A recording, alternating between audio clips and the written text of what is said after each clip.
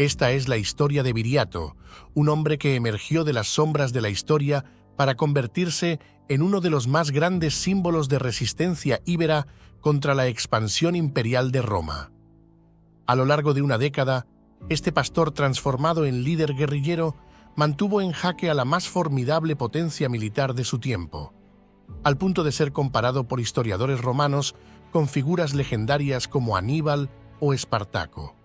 Los antecedentes de la resistencia de Viriato se encuentran en la conquista de Iberia por Roma, que se intensificó en el siglo I a.C., durante la Segunda Guerra Púnica.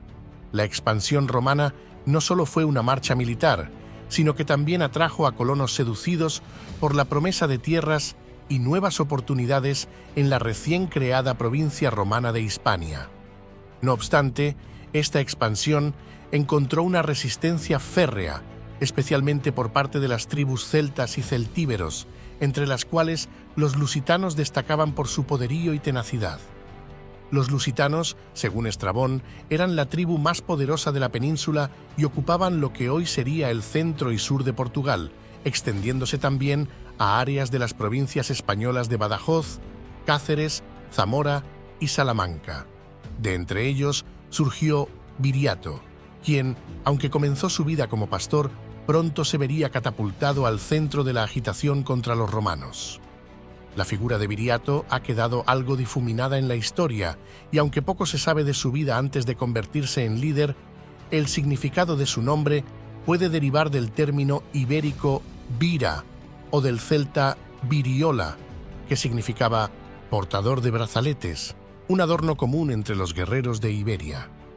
El conflicto con Roma alcanzó un punto crítico en el año 151 a.C., cuando el pretor romano Galba fue enviado a Hispania con el encargo de pacificar la provincia de Hispania Ulterior. Galba, tras sucesivas batallas, consiguió acorralar a los lusitanos, quienes, desesperados por la situación, decidieron negociar. Galba les ofreció tierras para asentarse a cambio de su lealtad y desarme. Sin embargo, tras reunir a los lusitanos y prometerles un nuevo comienzo, Galba traicionó su palabra.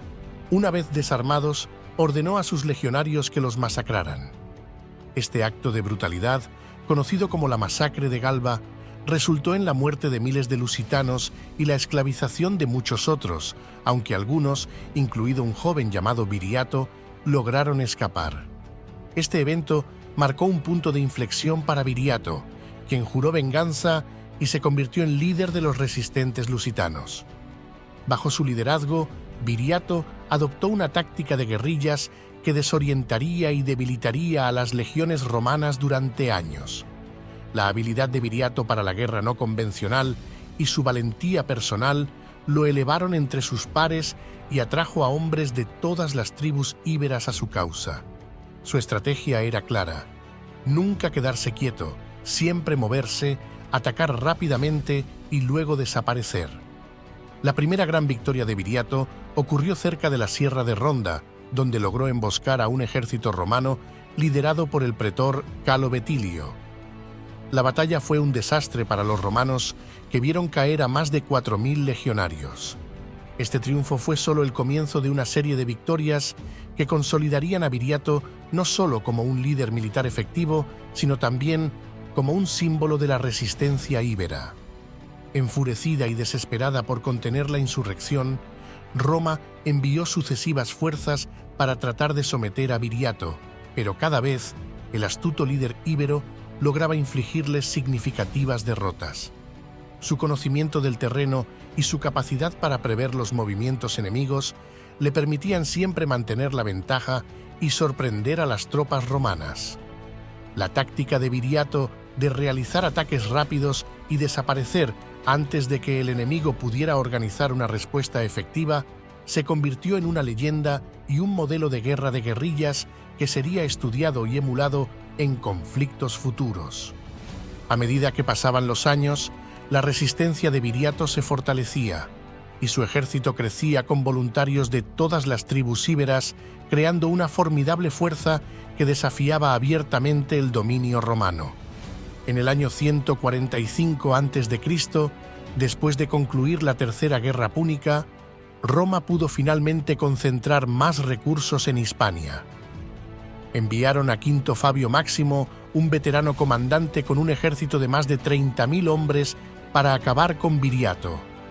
Sin embargo, en lugar de cometer los errores de sus predecesores, Quinto Fabio decidió establecer un campamento y estudiar los movimientos de Viriato antes de lanzar un ataque. Esto llevó a varios enfrentamientos donde, por primera vez, las tropas de Viriato fueron superadas y obligadas a retirarse a posiciones más seguras en la Sierra Morena.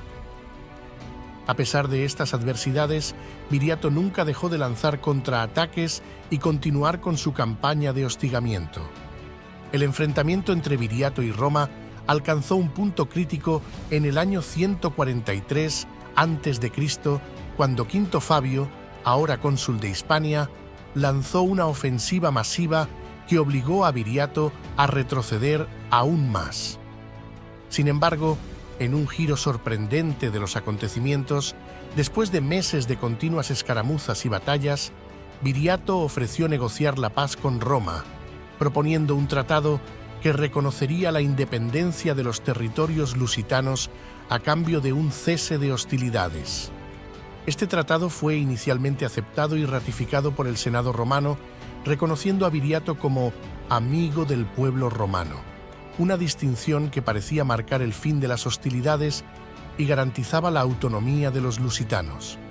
Sin embargo, la paz sería efímera. En Roma, muchas voces se alzaban contra el tratado, viéndolo como una humillación y una muestra de debilidad. En el año 140 a.C., un nuevo cónsul, Quinto Servilio Cepión, fue enviado a Hispania con la misión de reanudar la campaña contra los lusitanos. Frente a esta traición, Viriato intentó una vez más proteger a su pueblo enviando emisarios para negociar directamente con Cepión. Trágicamente, Cepión sobornó a estos emisarios, ofreciéndoles riquezas a cambio del asesinato de Viriato. Los emisarios, seducidos por la promesa de riquezas, asesinaron a Viriato mientras dormía, poniendo fin a la vida del líder lusitano y con él a la principal resistencia íbera. Cuando los asesinos regresaron para reclamar su recompensa, Cepión pronunció la infame frase: «Roma no paga a traidores», ordenando su ejecución inmediata. La muerte de Viriato marcó el comienzo del fin para la resistencia íbera. Aunque la lucha continuó en otros frentes, especialmente en el norte con los astures y cántabros, la península ibérica caería completamente bajo el control romano, sellando el destino de los valientes pueblos íberos. Hoy, Viriato es recordado como un héroe y un símbolo de resistencia, cuya valentía y tácticas militares se enseñan y se admiran. En lugares como Zamora, su legado se celebra y su historia continúa inspirando a aquellos que enfrentan adversidades aparentemente insuperables. Viriato no solo desafió a una superpotencia, sino que también dejó una huella imborrable en la historia de la resistencia frente a la opresión.